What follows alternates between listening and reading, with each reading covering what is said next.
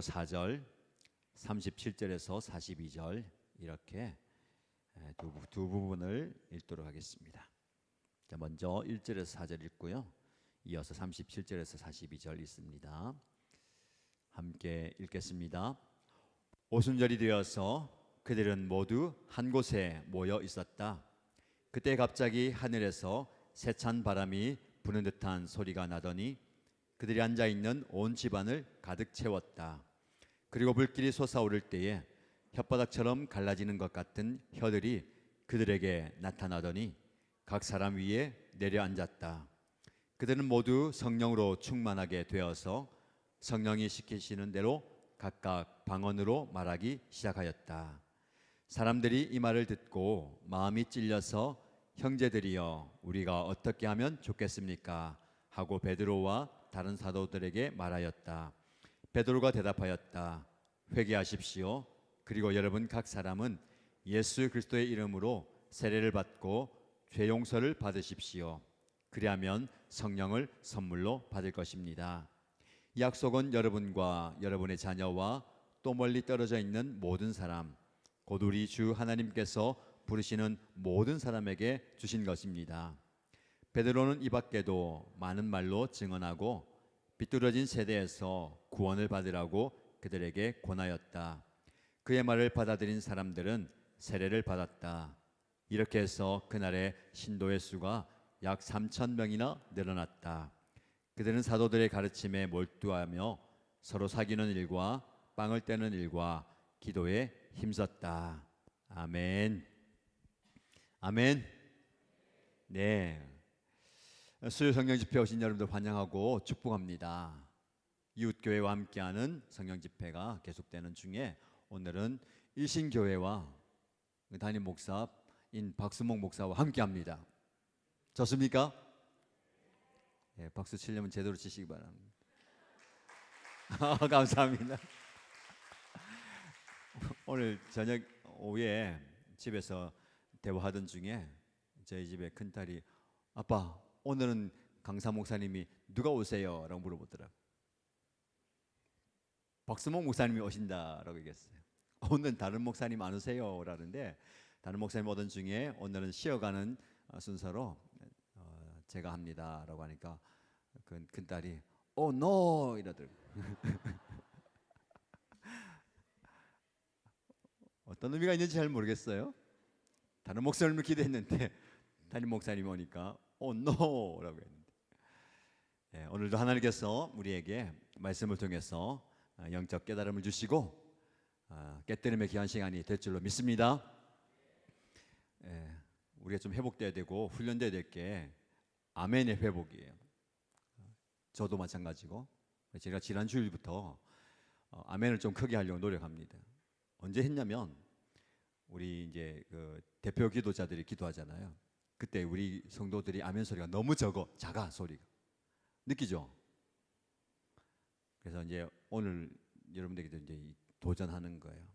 대표 인도자가 기도할 때에 아멘 크게 하시기 바랍니다. 설교자가 이제 딱 도전할 때에 아멘 크게 하시기 바랍니다. 저도 이제 크게 할 거예요. 제가 여기서 이제 대표 기도자가 인도할 때 아멘 한 소리가 방송실에까지 들려야 돼요. 지난주에 저의 아멘 소리가 방송실 들렸나요? 안 들렸나 보네. 다음번부터 크게 할 거예요. 그래서 대표 기도자들은 기도를 준비하실 때에 나의 이 기도문 쭉 기도하는 것만 준비하는 게 아니라 이때에 아멘이 나올 거라는 걸 생각하고 기도문을 작성하고 기도문 읽을 때도 약간 쉬었다가 가야 돼요. 왜? 아멘 이제 타이밍을 주는 거예요. 예를 들어서 하나님 아버지 오늘 우리가 하나님께 예배 드리는데 우리가 드리는 예배를 하나님께 받아주시고 성령의 역사를 허락하여 주시옵소서. 그 약간 뒤에 약간 세게 하면서 하고 아멘 하면 그 다음 하는 거예요. 우리가 좀 아멘이 회복되면 좋겠습니다. 그 훈련이요 수요 성령 집회 때부터 해야 돼요. 수요 성령 집회 때 아멘이 크게 안 나는데 주일 예배 때 크게 나지 않을 게 이제 당연해요. 그래서 여러분들이 입을 좀 크게 벌려야 됩니다. 오늘 이제 훈련도 할 거예요.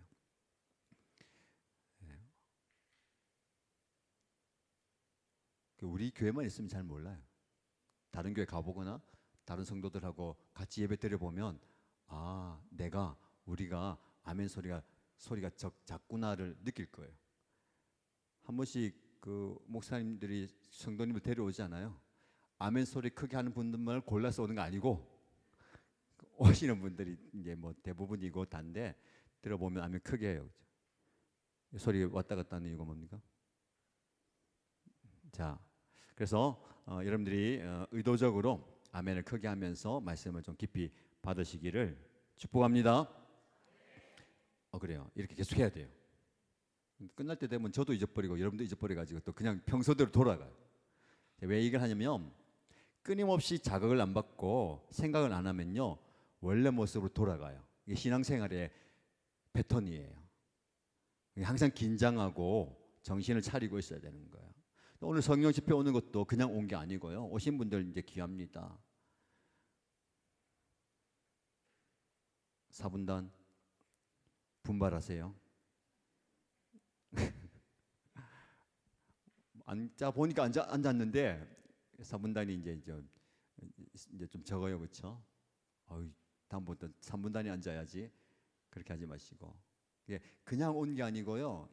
제가 느껴집니다. 여러분들이 이 자리에 오는 게요. 엄청난 영적 도전과 공격을 이기고 오는 거예요. 그래서 제가 예배 때마다 기도해요. 주일 예배 때마다, 수요 예배 때마다, 전에 우리 중보기도 할 때에 오늘 이 예배의 자리에 나오는데 상황과 환경과 감정과 사단의 공격과 도전이 많기 때문에 그걸 이기고 극복하고 싸우고 나올 수 있도록 기도한단 말이에요. 여러분 그렇죠. 오늘 이 자리에 그냥 온 게 아니에요. 그 싸움을 하잖아요. 그렇죠? 외적인 그 싸움을 이기고 왔어요. 그 싸움보다 더한 싸움은 어디서 일어납니까? 내 내적이 오늘 가야 돼 말아야 돼. 늦었는데 피곤한데 기분도 나쁜데 에이 안 가야지. 상황이 벌어지면 오히려 다행으로 생각하는 거야. 잘 됐다. 이 상황을 핑계대고 안 갈 수 있겠지. 이런 상황이 많이 생겨겠죠. 그래서 이 예배의 자리 나오는 거, 은혜의 자리 나오는 게 굉장히 영적 도전이에요. 오늘도 제가 오후에 한 자매님 이제 통화를 이제 길게 해서 한 40분 가까이 통화하면서 굉장히 이제 영적 도전 속에 있는 상황 속에서 얘기를 들어주고 격려하고 같이 기도하십시다. 그래서 자매님이 목사님 오늘 저녁에 기도에 갈 거예요. 잘됐다 말씀을 전할 텐데 말씀을 통해서 또 힘을 얻고 같이 기도하십시다. 또 기도 나중에 또 기도 받고 기도하십시다 했는데 예배 전에 우리 목녀님 통해서 얘기 들었어요. 목사님 오늘 예배 드리고 했는데 나오려고 했는데 아이가 집에서 손이 문에 끼어가지고 못 오게 됐어요. 꼭 전해달라고. 여기 보세요. 마음을 정하고 생각도 하고 목사님하고 약속하고 얘기하고 다 했는데도 상황이 벌어지잖아요. 그렇죠? 이 자리에 나오는 걸 방해하고 또 어렵게 만드는 게 있다는 말이죠. 그렇지만 그 상황 속에서 하나님께서 또 영적 깨달음을 주시고 은혜를 주실 줄로 믿습니다. 쉬운 게 아니에요. 진짜 우리가 정신 바짝 안 차리고 계속해서 노력하지 않으면 옛날로 돌아간다니까요. 그 성숙하지 못했던 모습으로 돌아간다니까요. 그래서 우리가 계속해서 추구해야 될 게 뭐냐면 변화예요. 변화. 오늘 말씀의 핵심 주제가 변화예요. 변화는 뭔가 바뀌는 거예요. 상황이 바뀌는 걸 수도 있고 내 생각이 바뀌는 걸 수도 있고 또 내 감정이 바뀌는 것. 이 변화는 굉장히 중요한 겁니다. 신앙생활에서 변화가 굉장히 중요해요. 오늘 제가 새벽의 말씀을 통해서도 여러분에게 도전을 줬어요. 그렇죠? 우리는 상황과 환경의 변화를 위해서 많이 기도하고 또 기대도 합니다. 하나님께서 역사하시면 상황과 환경도 바뀌어주실 거예요. 이것도 변화잖아요. 지금 여러분들이 꿈꾸는 변화가 뭡니까? 지금 처한 상황보다 지금 내가 처한 형편보다 더 나아지는 걸 꿈꾸고 기도하고 기대하잖아요. 하나님께서 여러분에게 그런 은혜도 주실 줄로 믿습니다. 그런 은혜 주세요. 내가 지금 너무 어렵고 힘든 상황 속에서 마음 아파하고 괴로워하는 분들 하나님께 그 상황과 환경을 바꿔 주실 줄로 믿습니다. 네, 그것보다 더 중요한 게 뭐예요? 아무리 상황과 환경이 바뀌어도 변하지 않는 거. 뭐가 문제입니까? 내가 바뀌지 않으면 안 돼요. 하나님께서는요, 나를 바꾸시는 거예요. 어쩌면 이 어려운 상황과 환경과 힘든 그 모습은 하나님이 나를 변화시키기 위한 도구와 수단일 수도 있어요. 그런데 많은 분들이 그걸 거부해요. 그 상황 속에서 나를 바꾸지 않으려고 하는 거예요. 버티는 거예요. 하나님, 나는요 바뀌고 싶지 않아요. 변화되고 싶지 않아요. 나는 이대로가 좋아요. 버티는 거예요. 자꾸 버티니까 나도 힘들고 옆에 분들도 힘들고.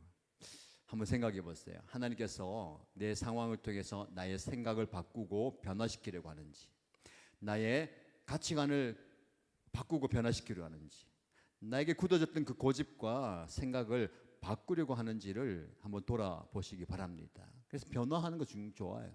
필요합니다. 변화는요, 긍정적인 변화와 부정적인 변화가 있잖아요. 그렇죠? 좋아지는 거예요. 근데 나빠지는 것도 변화잖아요. 여러분에게 축복합니다. 여러분 모두가, 저를 포함해서 우리 모두가 긍정적으로 변화되기를 축복합니다. 상황도 좋아지고요, 형편도 좋아지고, 내 감정도 좋아지고, 내 영적 상태도 좋아지고. 여기서 좋아진다는 것은요, 내가 원하는 것대로 되는 것도 필요하고 성장하는 거예요. 성숙하는 거예요. 신앙은요, 형편이 좋아지는 거 아니에요. 신앙생활 하는 거. 많은 분들이 착각하죠. 내가 열심히 기도하고 내가 열심히 신앙생활하면 내 형편이 나아질 거야. 물론 그 부분도 있지만 더 중요한 게 뭐예요? 내가 성장하는 거예요. 성숙하는 거예요. 그러니까 반드시 우리는 성장과 성숙을 꿈꿔야 돼요. 그리고 기대해야 되고 그 모습을 우리가 갖고 가야 됩니다. 저에게 한번 적용해 볼까요? 담임 목사도 성장하고 성숙해야 돼요. 끊임없이. 제가 제 한계를 알잖아요. 연약함도 알잖아요. 그래서 끊임없이 자극을 받고 성장해야 됩니다.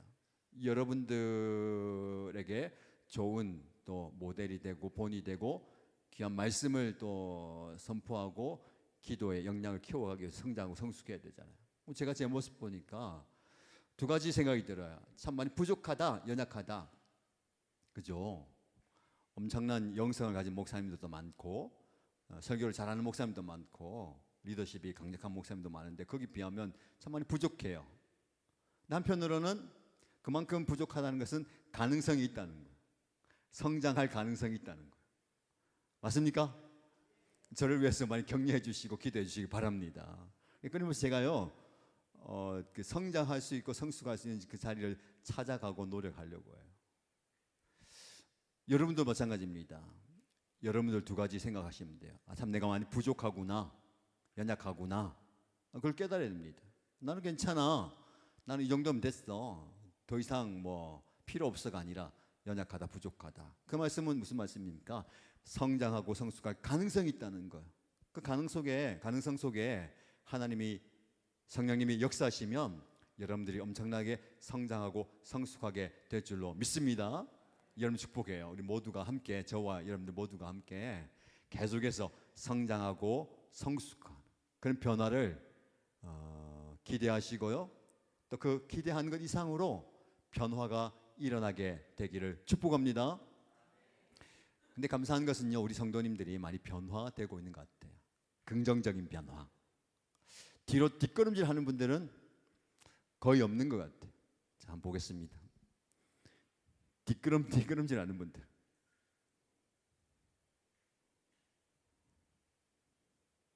우리끼리 얘기인데 뒷걸음질 하는 분들 여기 안 왔겠죠? 저 온라인으로 계신 분들. 마찬가지. 여기 안 계신 분들. 뭐 여기 안 왔다고 뭐 정지하거나 뭐 구분하면 안 되잖아요. 그렇죠? 감사한 것은 우리 모든 예신 가족들이 계속해서 성장하고 성숙하고 긍정적으로 변화되는 것 같아서 감사해요. 더 큰 변화가 일어나기를 축복합니다. 개인과 가정과 목장과 연합교회가 이런 변화 가운데 있어요. 여러분들 느껴지죠? 보잖아요. 그렇죠? 그러나 우리가 스스로 만족하지 않고요. 또 하나님께서 보시기에 더 부족한 부분이 있습니다. 그 부분을 붙들고 기도하는 거예요. 하나님, 제가 연약합니다. 우리 가정이 부족합니다. 우리 목장도 좀 연약합니다. 우리 연합교회가 부족한 부분이 있어요. 하나님 이 부분을 만져주시고 이분 역사하여 주실 줄로 믿습니다. 놀라운 변화가 우리 공동체 가운데 일어나기를 계속해서 기도하시기를 축복합니다. 오늘 본문의 말씀은요, 인류 역사상 가장 극적인 변화 중에 하나를 기록하고 있어요. 무엇이 그 변화를 가져왔을까요? 그것은 바로 성령의 바람이었습니다. 따라해 볼까요? 성령의 바람. 예, 성령을 여러 그 모습으로 표현하는데 오늘 성령의 바람이에요. 그래서 오늘 말씀의 제목은요, 성령의 새바람이 불어오는 교회. 우리 교회가 성령의 새바람이 불어와서 놀라운 변화가 일어나는 교회가 되기를 축복합니다. 사도행전 얼마 전에 우리가 함께 묵상했지만 기회가 되면 계속해서 사도행전 가운데 성령이 어떻게 역사하셨는가, 지난번에 우리 성령이 누구인가를 좀 살펴봤잖아요. 실제로 교회 역사 가운데, 성도들 가운데, 공동체 가운데 성령이 어떻게 역사하셨는가를 이제 보면서 우리 가운데도 그런 역사를 기대하면 좋겠습니다. 자, 여러분, 히브리어로 루아흐, 헬라어로 푸니마, 모두 바람과 영이라는 이중적 의미가 있어요. 성령을 얘기할 때에 구약에서는 루아흐, 그리고 신약에서는 푸뉴마인데 그 영이라는 의미와 함께 바람이라는 의미가 있어요. 여러분, 예수님께서 요한복음 3장 8절에 바람이 임의로 불매 너가 그 소리는 들어도 어디서 와서 어디로 가는지 알지 못한다.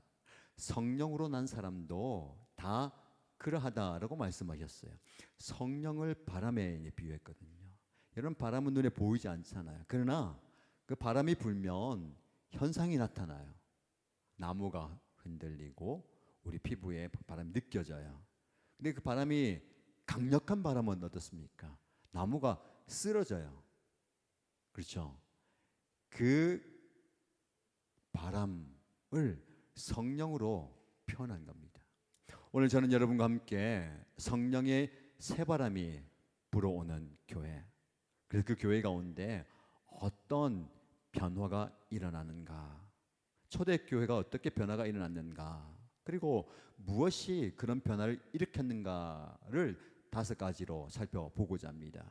즉, 성령의 새바람이 불어오는, 그래서 변화의 5가지 원리에 대해서 살펴보고 싶은데요. 첫 번째 원리는요, 준비는 성령의 임재를 위한 환경을 조성한다라는 거예요. 다시 말씀드릴게요. 준비가 성령의 임재를 위한 환경을 만드는 거예요. 그럼 성령이 임재하실 때에 준비가 필요해요. 첫 번째 원칙은요, 준비의 법칙이에요. 개인이나 공동체나 지도자가요, 준비하는 게 중요해요. 항상 제가 말씀드리잖아요. 모든 예배를 위해서 우리는 미리 기도를 해요. 예를 들어서 오늘 수요 성령 집회를 위해서 오늘 새벽에 새벽기도 오시는 분들은 이 성령 집회를 위해서 기도해요. 그래서 수요 성령 집회 오늘의 말씀 묵상 끝나고 기도 제목을 3가지 드리잖아요.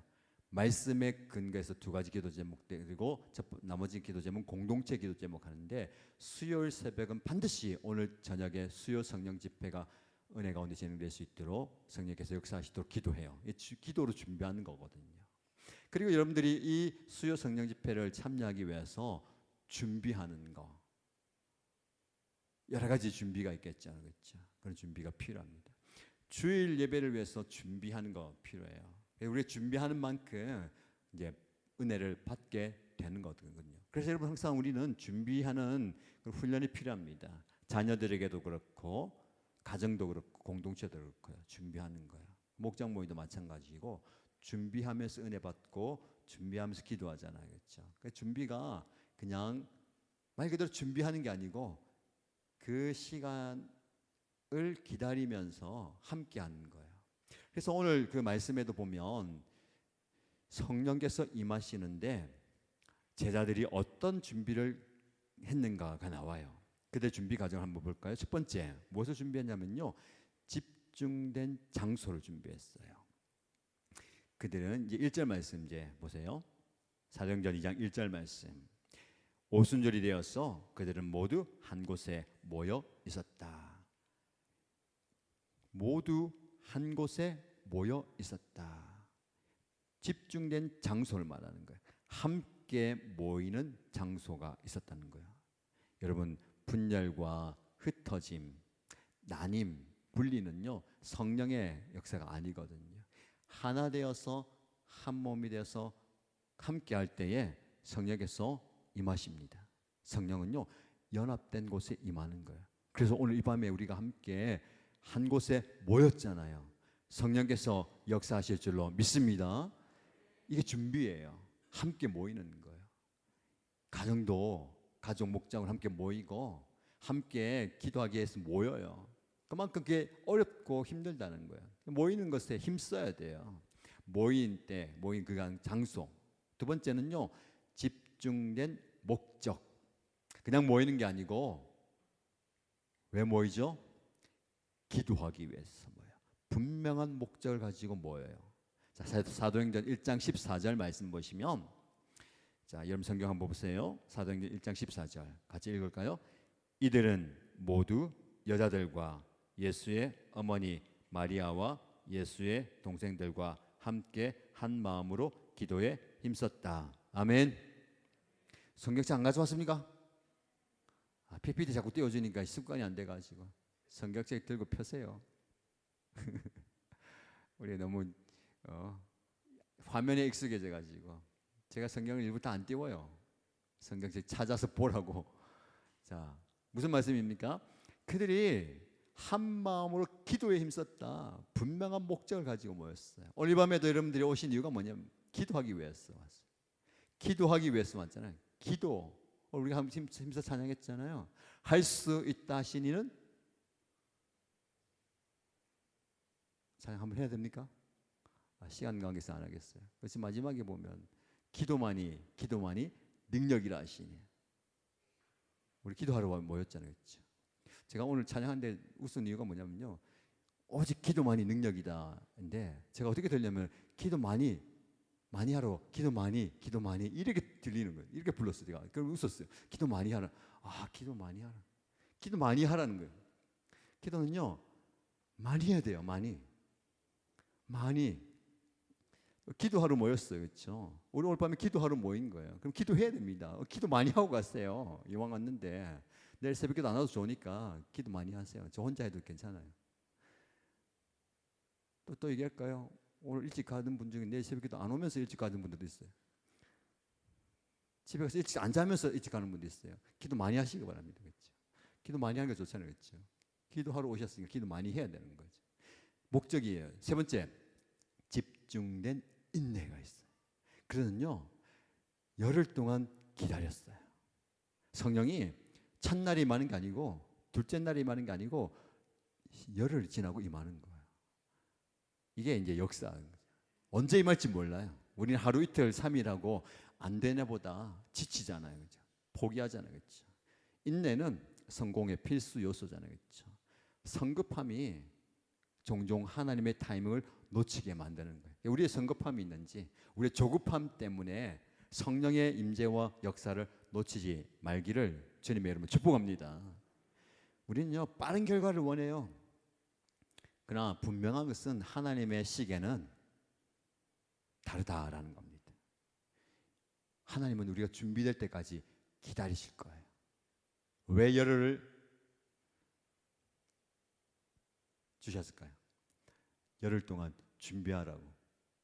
어쩌면 여러분들이 간절히 기도하는 이 시간이 성령께서 역사하시는 그 시간 동안 기다리는 시간인지 모르겠어요. 여러분, 중요한 것은요, 나의 영적 준비 상태를 점검해 봐야 되는 거예요. 준비 없이 우리가 결과만 기대하는 경우가 너무 많아요. 항상 우리가 준비됩니다. 그래서 여러분 스스로 나의 영적 준비 상태가 얼마나 되어 있는가를 한번 점검해 보시고요. 성령을 받을 준비가 되어 있는가? 성령의 은사를 받을 준비가 되어 있는가?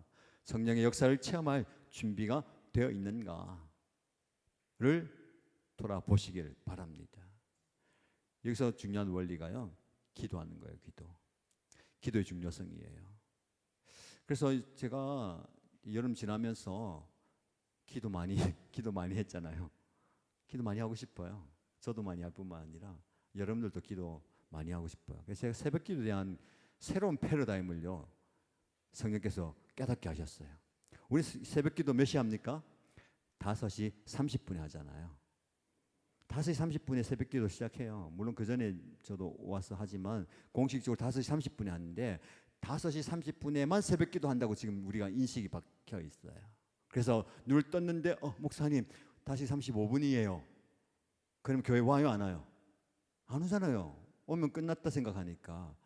그럼 다시 응접실에 가서 거실인가? 거실에 가서 기도합니까? 아니잖아요. 오늘은 하나님께서 나를 잘하고 늦게 깨웠나 보다. 다시 잠자리 들잖아요. 그러면 안 돼요. 그래서 제가 새벽 기도 시간을 다 바꾸려고요. 5시 반부터 매 1시간 간격으로 새벽 기도를 이제 하는 거예요. 저는 5시 반에 해요. 여러분들은 여러분의 시간을 정하세요. 나는 6시 반에 편해. 나는 7시 반에 편해. 나는 8시 반에 편해. 8시 반부터는 이제 아침 기도가 되겠죠. 9시 30분이 편해. 여러분이 정한 시간에 새벽 기도하러 오셔가지고 기도하시면 돼요. 5시 40분에 일어났어요. 난 가지 마라가 아니라 6시 반 타임에 오시면 되는 거예요. 무슨 말인지 알겠습니까? 그럼 새벽 기도는요, 5시 반, 6시 반, 7시 반 해요. 그 다음엔 아침 기도 8시 반, 9시 반, 10시 반, 11시 반. 그 다음에 오후 기도 1시 반, 2시 반, 3시 반. 나는 새벽에 놓쳤어요. 저녁에 퇴근하면서 7시 반, 8시 반, 9시 반, 10시 반까지 기도하시면 돼요. 그렇게 기도하는 겁니다. 그걸 이제 한번 해보면 좋을 것 같아요. 여러분들이 편한 시간에 새벽 기도하러 오시면 돼요. 8시 반에 오시는 분들도 본인의 새벽 기도를 하시는 거예요. 출근하면서 하셔도 되고, 그날 쉬는 날 하면 돼요. 꼭 5시 반에 못 일어납니다, 저는요. 하실 필요가 없어요. 10시 반이 여러분이 새벽이라면 그 시간에 오시면 여러분의 새벽 기도가 되는 거예요. 무슨 말인지 알겠습니까? 5시 반이 꼭 하실 필요 없어요. 자, 이렇게 하는 이유가 뭡니까? 시간 놓쳤으니까 못한다 말하지 마시고요. 기도하는 거예요. 왜? 분명한 목적을 가지고 모이는 그곳에 성령이 임하시는 거예요. 우리의 목적은 뭡니까? 기도하기 위해서. 그 기도한 자리에 성령이 임하신 거거든요. 두 번째 원리로 넘어가면요, 포용, 수용성은요, 성령의 역사의 핵심이에요. 3절 말씀 보세요. 자, 사도행전 2장 3절 말씀 같이 읽겠습니다. 그리고 불길이 솟아오를 때에 혓바닥처럼 갈라지는 것 같은 혀들이 그들에게 나타나더니 각 사람 위에 내려앉았다. 아멘. 변화의 두 번째 원칙은요, 포용성의 원칙이에요. 여러분, 소수만 성장하는 게 아니고 모두가, 이게 이제 굉장히 중요한 거예요. 성령이 역사하실 때 각 사람 거기에 있는 모두에게 임하였거든요. 같이 기도하는데 누구에게는 임하고 누구에게는 임하지 않는 게 아니라 모두에게 임했어요. 제가 굉장히 자주 말씀드리고 지난번에 말씀드릴 때에 했던 거 있잖아요. 누가? 모두가 다. 다수를 넘어서 모두가 다. 그래서 기도를 하자는 이유도 5시 반 새벽 기도만 안 하고 모든 시간 다 24시간 다 펼쳐가지고 기도하자면요, 모두가 다 기도하자는 거예요. 모두가 성령 경험하자는 거예요. 성령을 체험하자는 거예요. 여기 이 자리에 있는 모두가요, 우리 모두가 빠짐없이 예외 없이 다 성령을 경험하기를 주님의 이름으로 축복합니다. 예외가 없어요. 목사님만 그리고 기도 뜨겁게 하는 분만 아니에요. 성령은요, 포용적으로 모두에게 임하는 거예요. 왜 그걸 알 수 있냐면, 첫 번째는요, 성령은 계층의 벽을 허물었어요. 여러분, 구약에는요, 성령이 임하는데 누구에게만 임합니까? 왕, 제사장, 선지자에게만 임했는데, 신약에는요, 모두에게 임하는 거예요. 모두에게. 우리 모두에게. 그리고 우리가 잘 아는 말씀 중에 2장 17절 말씀 보세요. 사도행전 2장 17절 말씀. 요엘서 말씀을 인용하면서 하나님께서 말씀하신다. 마지막 날에 내가 내 영을 누구에게? 모든 사람에게 부어주겠다 말씀하셨어요. 그래서 너희의 아들들과 너희의 딸들이 뭐하죠? 예언을 하며, 우리 찬양하잖아요. 아들 딸들이 예언한다.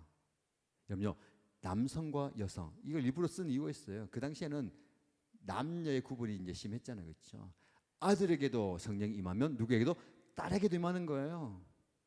모두에게 임하는 겁니다. 성별의 차이, 또 계층도, 성별의 벽도 허물었고요. 세 번째, 연령의 벽을 허무는데요. 17절 말씀 이제 계속해서 보시면, 너희의 젊은이들이 무엇을 보고요? 환상을 보고 너희의 늙은이들이 꿈을 꿀 것이다. 젊은이나 늙은이나 모든 세대가 성령의 일하심에 참여하는 거예요. 이게 굉장히 중요한 겁니다. 남녀, 노소 구별이 없는 거예요. 모두에게만. 그래서 제가 지금 꿈꾸는 게 뭐냐면요, 우리 어르신들에게도 성령이 임하고 청년에게도 성령이 임하고, 제가 기도하는 건요, 청소년 어린이, 이 자리에도 참사하잖아요. 어린이들에게도 성령이 임하는 거예요. 간절히 기도하고 뜨겁게 임할 때 성령이 임해서 방언을 하고 성령의 은혜를 경험하고 성령의 역사를 경험하는 거예요. 이게 가능할까요? 가능해요. 우리가 그걸 마음을 열지 않고 준비하지 않고 하지 않으니까 그러는데, 왜요? 성령 말씀대로 남녀노소에게 다 성령이 임해서 성령의 역사에 참여하는 거예요. 그래서 교회는요, 이런 수용성과 포용성이 있어야 되는 거예요. 우리 교회가 그런 수용성이 많아서 감사해요. 그런 교회가 되기를 축복합니다. 어른들만이 아니고요. 그래서 제가 지금 더 꿈꾸는 것은 집회에 우리 어린이도 참여하고 청소년, 청년 다 참여하는데 모두가 다 성령의 역사를 경험하고 성령을 체험하는 거예요. 어린이들 이렇게 예배드리고 말씀드렸는데 그냥 가면 안 돼요. 어린 자녀들 부모님들요, 이렇게 기왕 데려왔는데 애들 피곤하다고 잠든다고 기도 시작해가지고 빨리 덜쳐업고 나가면 안 돼요. 제일 먼저 여기 와서 기도 받고 갔어요. 성령 임하도록 제일 먼저 해줄 테니까. 아니 이렇게 왔는데 하나님 우리 아들 딸에게 성령을 부어주시고 성령께서 임하여 주시고, 예? 기도의 문이 열리고 은사를 경험할 수 있도록 기도하는 거예요. 그러니까 그냥 주일 예배 왔다 가는 것처럼 가면 안 돼요. 수요 집회는요. 좀 뜨겁게 여러분들도 그런 은사를 성령을 기대하고 사모하는 것처럼 우리 아이들에게도 임하기를 원합니다. 생각과 마음을 좀 달리해야 돼요. 이 자리에 오시는 분들은 조금 더 뜨겁게 간절히 강력하게 기도하고 돌아가시기를 축복합니다. 성령을 체험해야 되는 거예요. 은혜를 경험하고 은사를 경험하고 가야 되는 거예요. 할 말은 많지만 시간이 너무 짧아요. 한 가지만 더 얘기하면, 사역, 성령께서 주시는 은사, 능력이요, 사역으로 나가잖아요. 복음을 전하고 교회를 세우는데 우리 교회가 수용성이 있다는 것은 앞으로 우리 교회가 사역적인 측면에서도요 조금 더 확장되면 좋을 것 같아요. 좋아요. 우리는 이제 뭐 소수만 하는 게 아니고 다수가 하면서 우리가 또 말씀대로 젊은 이제 어린 자녀들에게도 섬김의 기회를 주잖아요. 그 보니까 우리 중학생들도 보니까 많이 참여해요. 악기도 참여하고 여러 가지 참여하고, 지난주에 보니까 방송팀에도 중학생 1학년이 이제 또 사역을 할 거예요. 제가 또 이걸 또 확장시켜 가지고요, 사역은요 아버지 어머니만 하는 게 아니에요. 우리 아이들도 아까 했죠, 초등학생들도 성령을 경험하잖아요. 은사를 경험하고 능력을 경험하잖아요. 충분히 사역할 수 있어요. 물론 여기서 싱어도 하고 하지만 더 크게 본다면 여러분들이 사역을 할 때에 아이들도 같이 사역하는 거예요. 그래서 앞으로 우리 사역팀이 많은데, 사역팀에요 어린이, 청소년, 청년, 부모님, 어르신들까지도 들어가세요. 이 연말 되면 사역팀을 할 때에 여기 어르신들도 많이 계신데 아이고 우리가 뭘 하겠습니까? 그러면 안 돼요. 하셔야 돼요. 모델이 돼가지고 할 수 있는 사역팀에 들어가셔가지고 이렇게 하는 게, 그래서 전 세대가 함께 사역팀을 이루는 거예요. 그래서 함께 기도하고 그 사역팀이 함께 은혜를 나누고, 이제 사역으로만 말하는 게 아니에요. 왜냐하면 사역하려면 성령을 경험해야 되니까, 성령의 역사를 경험해야 되니까, 성령의 능력을 받아야 되니까 함께 기도하는 거예요. 그래서 전 세대가 함께 사역하는 거예요. 그게 나는 전 세대가 함께 비전 트립을 가고, 전 세대가 함께 단기 선교를 가고, 전 세대가 함께 복음을 전하는 그런 모습을 이제 꿈꾸고 있는 거예요. 같이 기도하자고 이 말씀을 드리는 겁니다. 성령은 이렇게 세대와 계층과 성별, 연령의 벽을 허무는 거예요. 이 수용성이 필요한 겁니다. 세 번째 원리는요, 담대함이 성령 충만의 자연스러운 결과예요. 자, 사도행전 2장 14절 말씀. 성령이 사도들에게, 제자들에게 임했잖아요. 성령 충만함으로 어떤 일이 납니까? 베드로가 나가서 복음을 전해요. 2장 14절. 베드로가 11사도와 함께 일어나서 목소리를 높여서 그들에게 엄숙하게 말하였다. 무엇을 말했습니까? 복음을 전 거예요.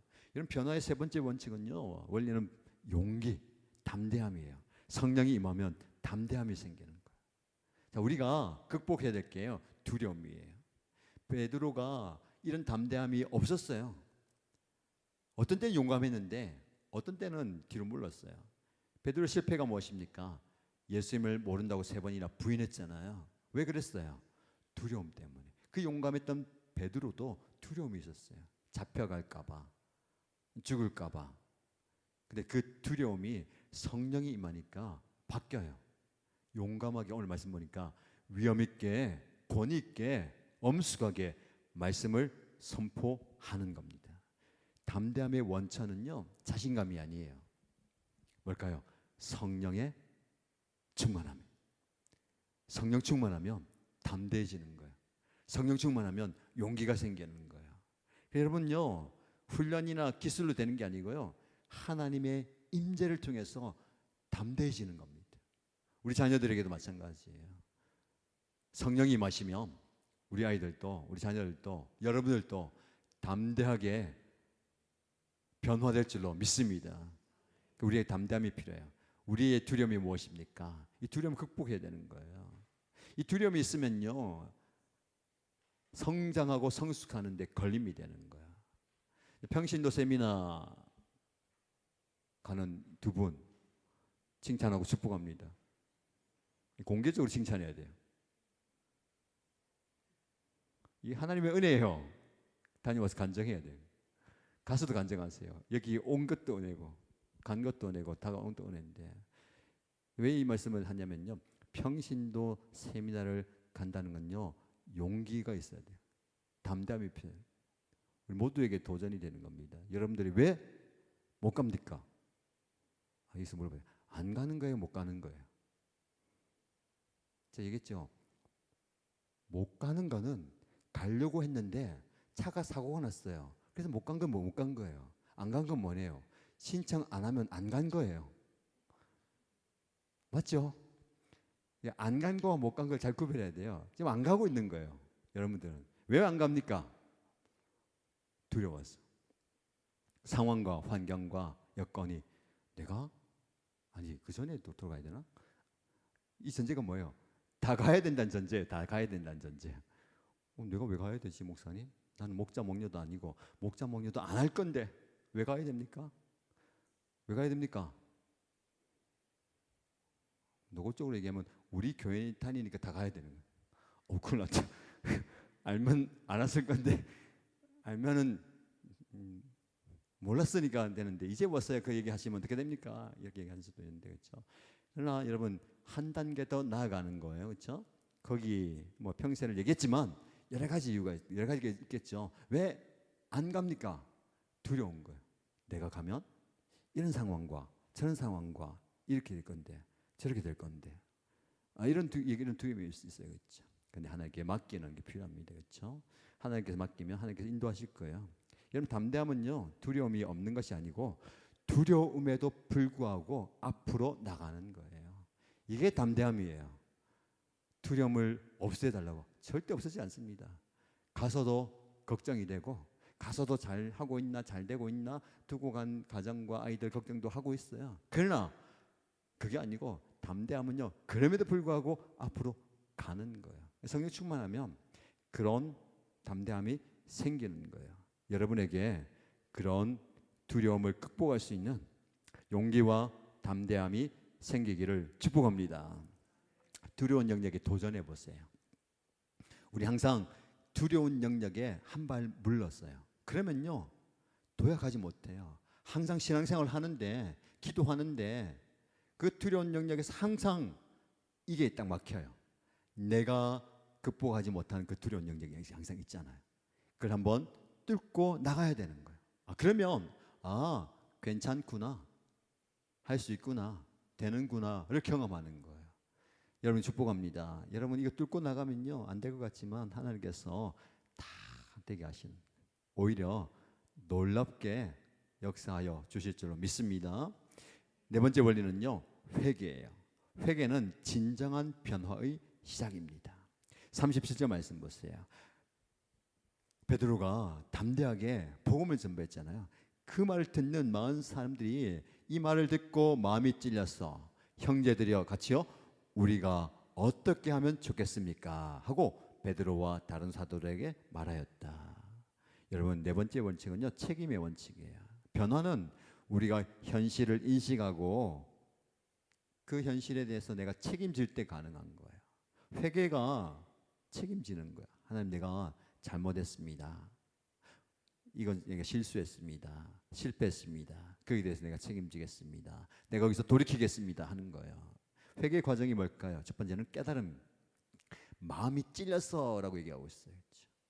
진정한 변화는요, 항상 불편한 진실을 인식하는 것부터 시작해요. 이거 아니구나. 마음에 찔리는 거예요.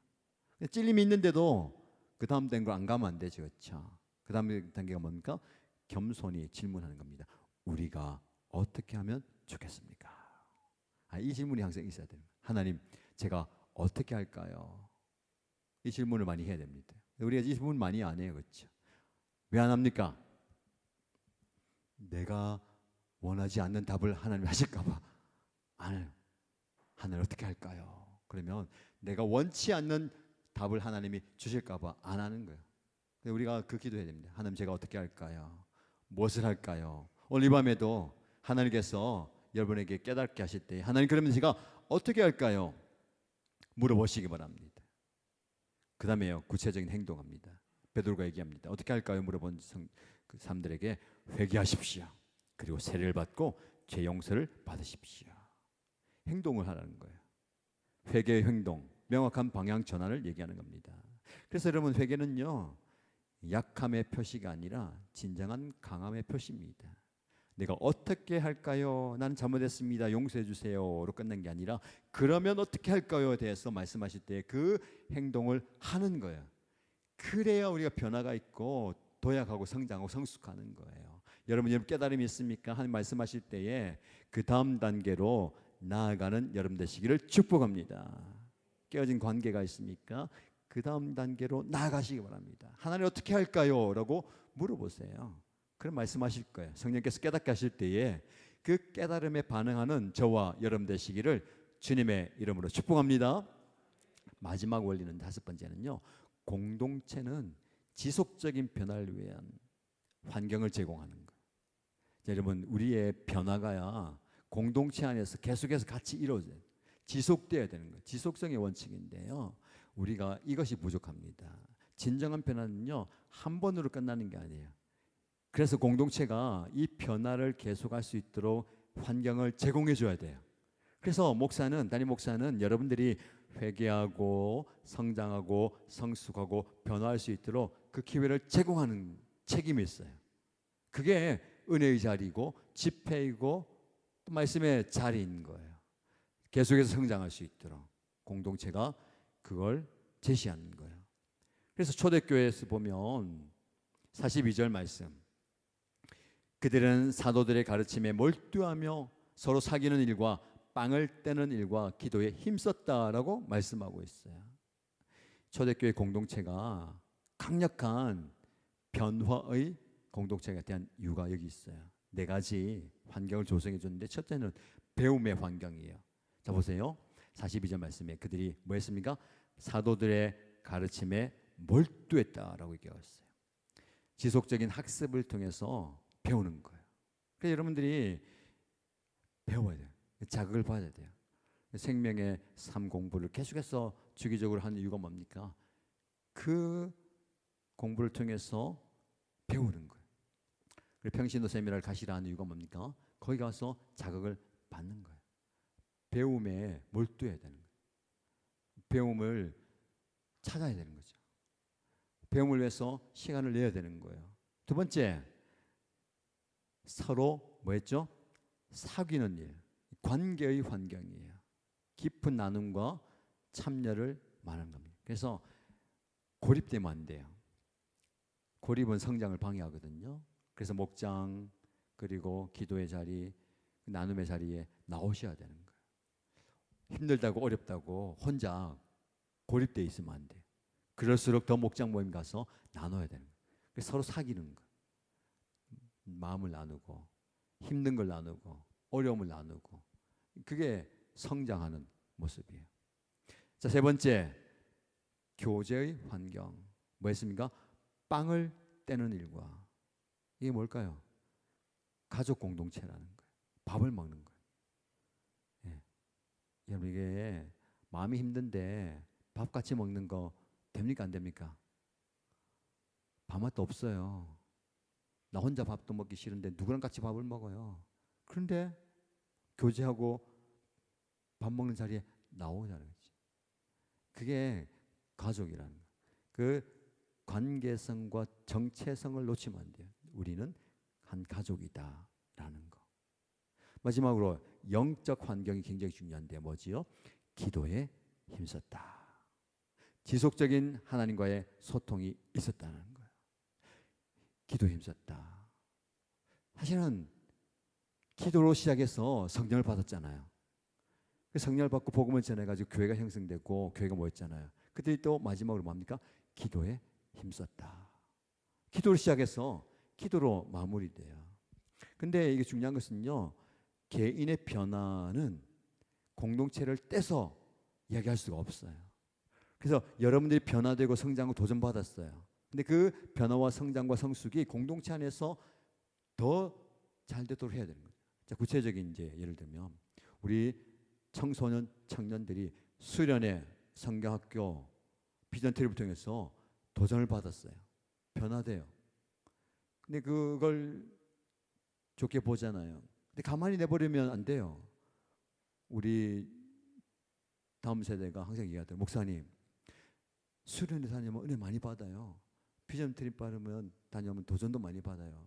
근데 그게 길게 가진 않아요. 상황에 따라서 다르지만 그럴 수 있어요. 그렇죠? 그래서 어떻게 됩니까? 공동체를 통해서 그 변화와 성장과 성숙을 계속해서 할 수 있도록 여건을 만들어주는 거예요. 지난주에 청년들이 수련회 다녀왔잖아요.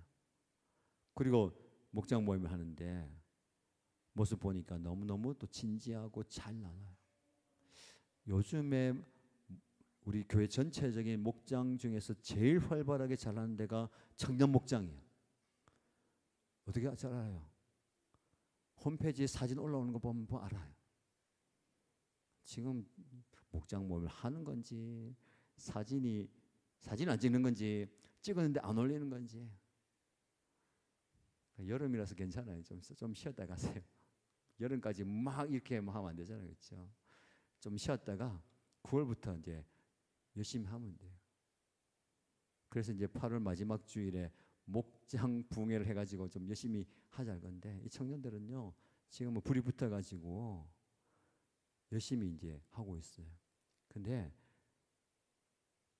모이는 게 중요한 게 아니고 모임에서 나눔의 질이 중요하잖아요.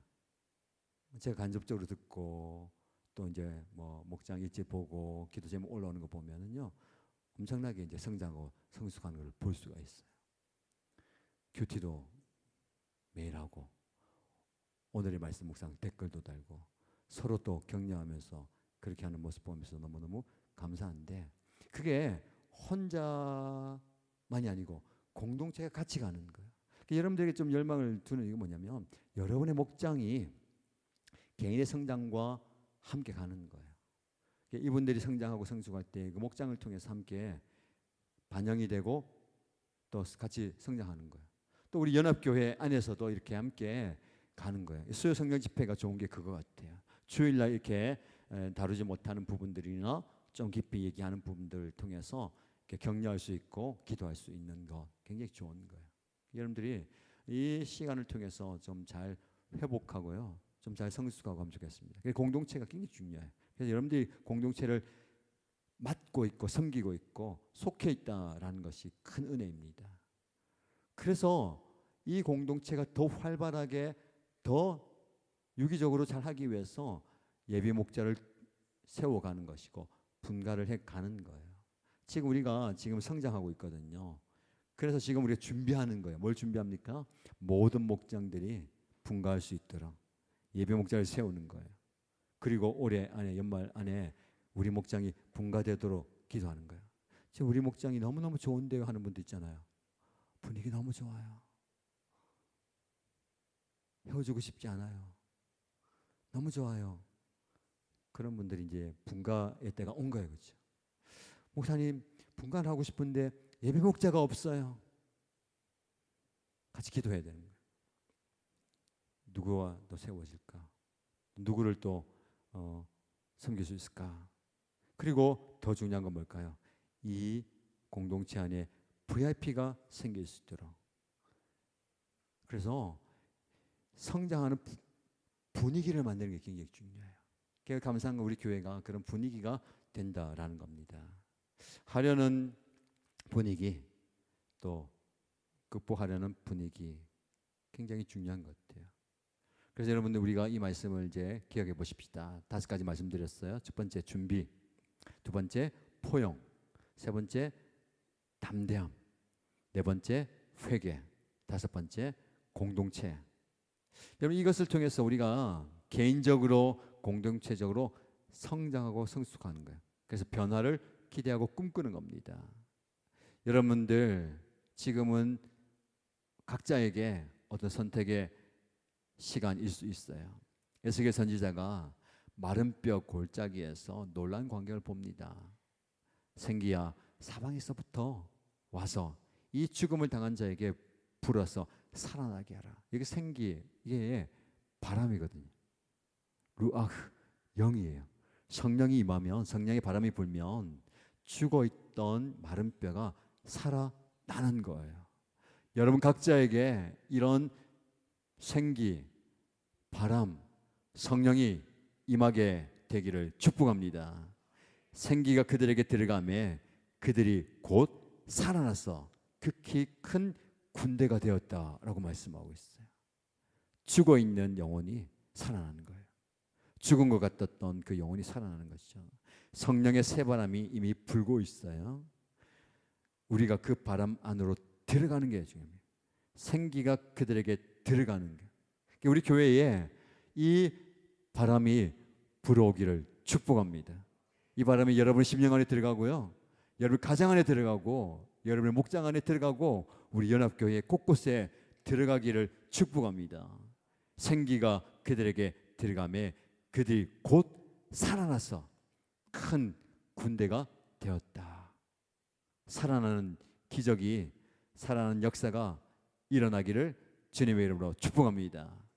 오늘 밤에 여러분 기도할 때에 이 3가지 놓고 기도하세요. 첫 번째, 성령의 새바람을 경험하기 위해서 제가 준비하겠습니다. 두 번째, 성령의 인도하심에 즉시 순종하겠습니다. 세 번째, 다른 사람들도 성령의 바람을 경험하도록 돕겠습니다. 이 3가지를 좀 마음에 담고요, 기도하세요. 나중에 기도 제목 가지고 뜨겁게 기도할 때 기도하세요. 누군가를 돕겠다 할 때에 먼저 여러분의 가족들이요, 모두가 다 생기가 부르다고 성령의 바람을 경험할 수 있도록 남녀노소 상관없어요. 모두가 다 이런 은혜를 경험할 수 있게 되기를 주님의 이름으로 축복합니다. 찬양하십시다. 말씀을 기억하면서 우리 함께 찬양할 때에 두 손 들고 찬양합니다. 다시 올 시왕 여호와께 오직 주만이 나를 다스리네. 나 주님만을 섬기리. 헛된 마음 버리고 성령이여 내 영혼 충만하게 하소서. 이게 이 고백이 우리의 고백이에요. 성령이여 내 영혼 충만하게 하소서. 성령이여 새바람을 내 심령 가운데 충만하게 하시고 성령이여 새바람을 우리 가정 가운데 불어넣어 주옵소서. 이 고백으로 함께 찬양하십시다.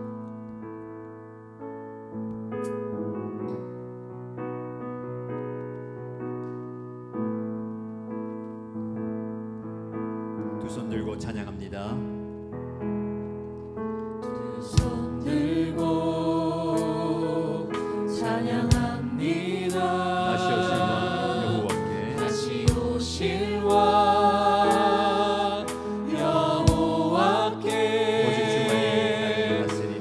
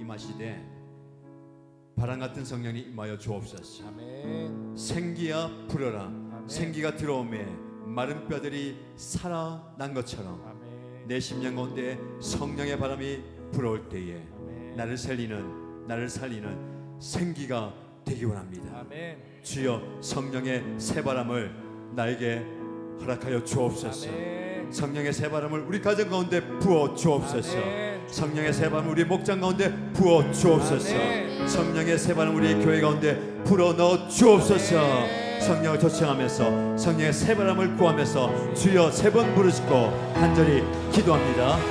주여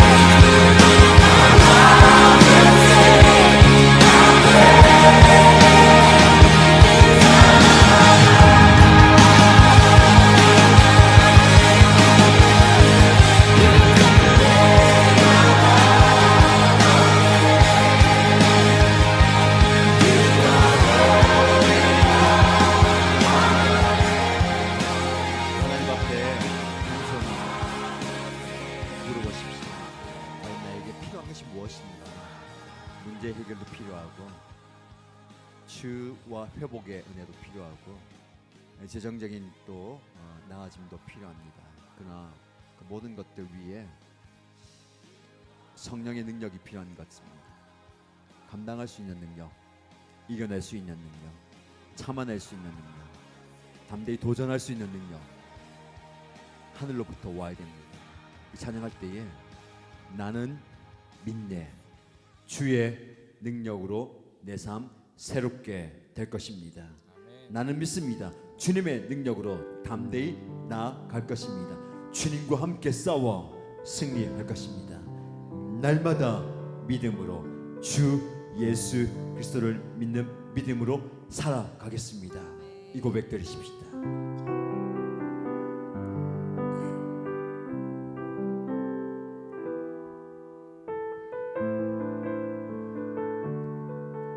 내게 허락하신 시련을 통해 내게 허락하신 시련을 통해 나의 믿음 더욱 강하게 자라나고 험한 산과 골짜기 지나는 동안 주께 더 가까이 나를 이끄시네. 내가 겪는 시험이 어렵고 힘겨워도 내 주님보다 크지 않네. 내 앞에 바다가 갈라지지 않으면 주가 나로 바람이 걷게 하니 아멘. 나는 믿네. 주의 능력으로 내 삶 새롭게 되리. 주의 능력으로 내 삶 새롭게 되리. 나는 믿네.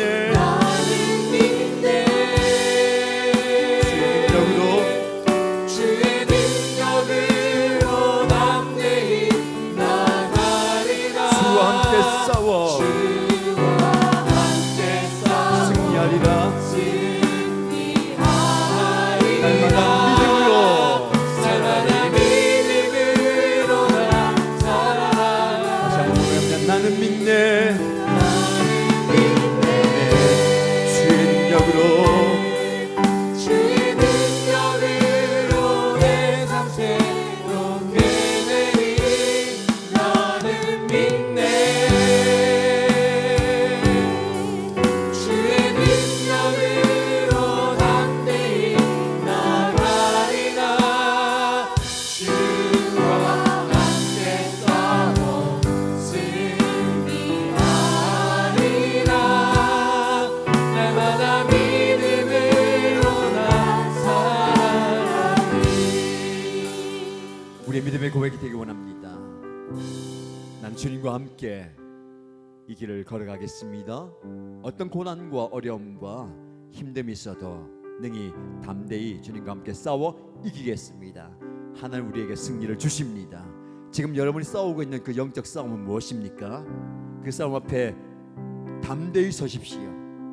담대히 맞서 싸우시기 바랍니다. 물러서지 마시고 주저앉지 마시고 포기하지 마시고 주님과 함께 싸워 승리할 줄 믿습니다. 이제 간절히 기도하고 또 강력하게 기도하십시오. 선포하십시오. 내가 나사렛 예수 이름으로 명하노니 내 마음을 무너뜨리게 만들고 우리 가정 가운데 역사하는 사단의 세력들은 떠나갈지어다. 우리 두렵게 만들고 주저하게 만들고 물러서게 만들고 포기하게 만드는 너 악한 세력들아, 내가 나사렛 예수 이름을 명하노니 내 앞에서 떠나갈지어다. 우리 가정 가운데서 떠나갈지어다. 내 삶의 영역과 섬김의 영역에서 떠나갈지어다. 내 앞을 가로막고 있는 모든 악한 영들의 궤계는 떠나가며 악한 영들의 모든 방해들은 무너질지어다. 선포하시기 바랍니다. 그리고 간절히 주여 나에게 능력을 주십시오. 담대함을 주시고 맞서 싸울 수 있는 힘을 주십시오라고 뜨겁게 기도하십시오. 그리고 기도받기 원하시는 분들 앞에 나오셔서 기도받으실 분들이 되겠습니다. 뜨게 기도하시고 간절히 기도하시고 많이 기도하시고 돌아오겠습니다. 주여 세 번 부르시고 기도합니다. 주여 주여 주여 우리에게 힘을 주옵소서. 우리에게 함께함을 주옵소서.